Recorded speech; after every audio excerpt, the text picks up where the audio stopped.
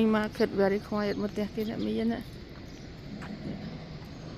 xa cái mình đào mới ngặt chăng nó đỏ xa cái đó bài đi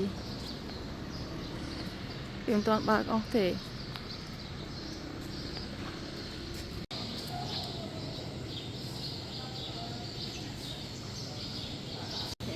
tô cái lụa trắng trắng á chú tôi lại cái lụa sáng tu về con ta lụa việc bọc kia toàn bạc là chơi một snack nó là sai sập ông Sally học mình tên dân tinh pi snack tới xí dự vật nè đạp rong vua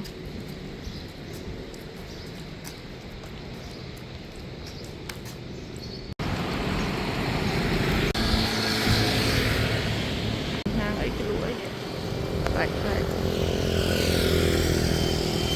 Man house over there, very big and very unique design.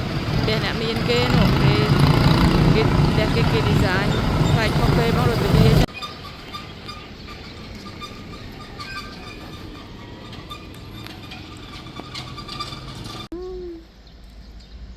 Ô tay bên kia toàn ngược không đằng bóng. The Champa Diamond Hotel. Những cây này nó ô tay nó thâm mây đã này